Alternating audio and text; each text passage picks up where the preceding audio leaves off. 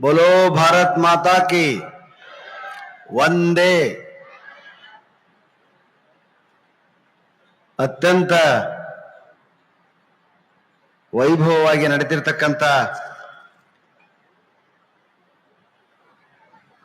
ಈ ಸಂಸ್ಕೃತಿ ಉತ್ಸವ ನಿಜಕ್ಕೂ ಈ ಭಾಗದ ಜನರ ಪುಣ್ಯ. ಬಹುಶಃ ಇಲ್ಲಿ ಕರ್ನಾಟಕದ ನಾನಾ ಭಾಗಗಳಿಂದ ಬಂದಿರತಕ್ಕಂಥ ಎಲ್ಲ ಸಹೃದಯರಿದ್ದೀರಿ, ಸಾಹಿತಿ, ಕವಿ, ಸಂಘಟಕರಿದ್ದೀರಿ. ಇಂಥಲ್ಲಿ ನಮ್ಮ ಹಾಸ್ಯ ಕಾರ್ಯಕ್ರಮ ಇಡಿಸ್ತಾರೋ ಇಲ್ಲೋ ಅಂತ ನಮಗೆ ಅನುಮಾನ ಇತ್ತು. ಹಾಸ್ಯವನ್ನು ಕೂಡ ಒಂದು ಸಂಸ್ಕೃತಿಯ ಭಾಗವಾಗಿ ಪರಿಗಣಿಸಿ ನಮ್ಮ ಮೂವರನ್ನ ಈ ವೇದಿಕೆ ಮೇಲೆ ನಿಮ್ಮ ಮುಂದೆ ನಿಮ್ಮನ್ನು ನಗಿಸುವ ಸೇವೆಗಾಗಿ ಆಯ್ಕೆ ಮಾಡಿದ್ದಕ್ಕಾಗಿ ಈ ಕಮಿಟಿಯ ಎಲ್ಲ ಸದಸ್ಯರಿಗೂ, ಬಸವರಾಜ್ ಪಾಟೀಲ್ ಸೇಡಂ ಅವರಿಗೂ ಅನಂತ ಧನ್ಯವಾದಗಳನ್ನ, ಹೃತ್ಪೂರ್ವಕ ವಂದನೆಗಳನ್ನ ನಾನು ತಿಳಿಸ್ತಾ ಇದ್ದೇನೆ. ಬಹಳ ದೂರ ಆಗಿರಿ ಎಲ್ಲರೂ. ನಾವೆಲ್ಲ ಇಷ್ಟು ದಿವ್ಸ ಕೊಟ್ಟ ಕಾರ್ಯಕ್ರಮ ಅಂದ್ರೆ ಇಲ್ಲೇ ಮೈ ಮ್ಯಾಗ ಕುಂತಿರ್ತಾರೆ, ನಮಗೆ ಎದಿ ಮ್ಯಾಗ ನಗ್ತಾರ ಇಲ್ಲ ಅಂತ ಒಂದು ನಮಗೆ ಜಡ್ಜ್ಮೆಂಟ್ ಇರ್ತೈತಿ. ನಿಮ್ಮ ಪಾಡಿಗೆ ನೀವು, ನಮ್ಮ ಪಾಡಿಗೆ ನಾವು ಕುಂತಂಗ ಆಗೈತಿ ಇಲ್ಲೇ. ಅದಕ್ಕೆ ದಯವಿಟ್ಟು ನಗುವಿನ ಜೊತೆ ಚಪ್ಪಾಳೆಯನ್ನು ಬಡದ್ರೆ ನೀವು ನಗಾಕತ್ತೀರಿ ಅಂತ ನಾವು ತಿಳ್ಕೊಂತೀವಿ. ಹಾ, ಯಾಕಂದ್ರೆ ಇದುವರೆಗೂ ಮಾತನಾಡಿದಂತ ಎಲ್ಲ ಧೀಮಂತರು, ದಿಗ್ಗಜಗಳು ಲಿಸ್ಟ್ ಅನ್ನು ನೋಡಿದ್ರೆ ಕರ್ಜಿಗೆ ಅವರು ಇರ್ಬೋದು, ವಿಜಯ್ ಸಂಕೇಶ್ವರ್ ಅವರು ಇರ್ಬೋದು, ಅನೇಕ ಬೇರೆ ಬೇರೆ ವಿಷಯಗಳ ಬಗ್ಗೆ, ತಮ್ಮ ವೃತ್ತಿಗಳ ಬಗ್ಗೆ ಮಾತಾಡಿರ್ತಾರೆ. ಸ್ವಾಮೀಜಿಗಳಂತೂ ಸಾಕಷ್ಟು ಜನ ಇಲ್ಲಿ ಧರ್ಮದ ಸಂದೇಶವನ್ನು ಕೊಟ್ಟಿರ್ತಾರೆ. ಇವ್ಯಾವೂ ಇಲ್ದಕ್ಕಂತಹ ಕೇವಲ ಮುಖದ ನಗುವನ್ನ ಅರಳಿಸುವಂತಹ ಒಂದು ಕಾರ್ಯಕ್ರಮ ನಮ್ಮದು. ನಗುವಿನ ಮೂಲಕ ಸಂದೇಶವನ್ನು ಕೊಡೋದಕ್ಕೂ ಕೂಡ ನಾವು ಪ್ರಯತ್ನಿಸ್ತೇವೆ, ನಿಮ್ಮನ್ನು ನಗಿಸೋದಕ್ಕೂ ಪ್ರಯತ್ನಿಸ್ತೇವೆ.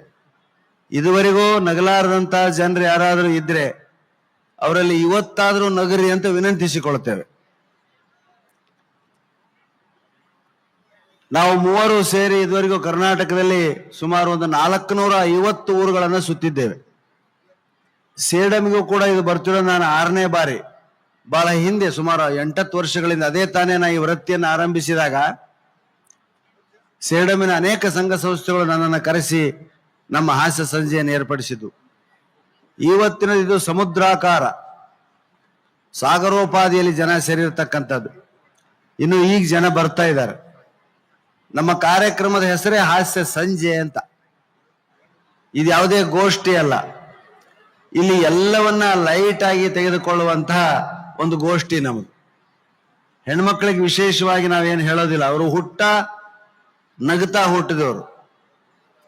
ಏನು ಹಾಸ್ಯ ಸಂಜೆ ಇರೋದು ಗಂಡಸರಿಗಾಗಿಯೇ, ಗಂಡಸು ನಗೋದಿಲ್ಲ. ಯಾಕಂದ್ರೆ ನಾವು ನಗಬೇಕಾದ್ರೆ ಅವ್ನಿಗೆ ಪೂರ್ವಗ್ರಹ ಬಿಡ್ತು, ಏನೇನೋ ನೆನಪಾಗ್ತಾವ ಹಿಂದಿನೂ. ಆಮೇಲೆ ಅವ್ನ ಹೆಂಡತಿ ಎದುರಿಗಂತೂ ಮೊದಲು ನಗಂಗಿಲ್ಲ. ಅವ ನಕ್ಕದ ಆಕಿ ನೋಡಿದ್ಲಂದ್ರೆ ಮನ್ಯಾಗ ಸುಮ್ಮನಿರಂಗಿಲ್ಲ, ಅವ ಅಳುತನ ಬಿಡಂಗಿಲ್ಲ ಆಕಿ. ಇದು ಹಾಸ್ಯದ ಒಂದು ಬಗೆ.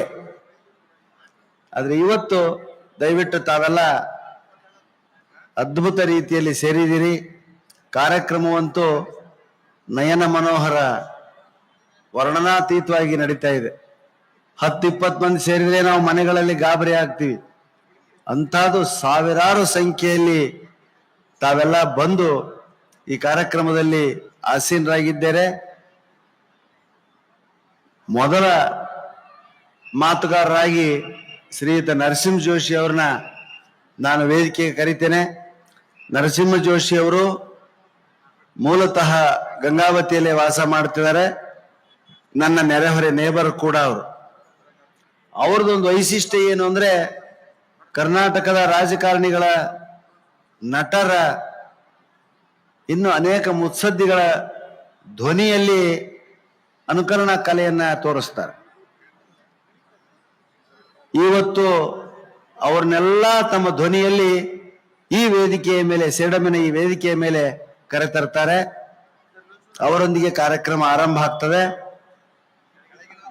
ಆಮೇಲೆ ಬಸವರಾಜ ಮಹಾಮನಿಯವರು, ಅವರಿಬ್ರು ನನಗೆ ಸಮಯವನ್ನ, ಜನರನ್ನ ಉಳಿಸಿದ್ರೆ ಕೊನೆಗೆ ನಾನು ಮಾತಾಡ್ತೀನಿ ಅಂತ ಹೇಳ್ತಾ ಚಪ್ಪಾಳೆ ಮೂಲಕ ಮೊದಲನೇದಾಗಿ ನರಸಿಂಗ್ ಜೋಶಿ ಅವ್ರನ್ನ ನಾವು ಓಪನಿಂಗ್ ಬ್ಯಾಟ್ಸ್ಮನ್ ಆಗಿ ಕರೆಯೋಣ.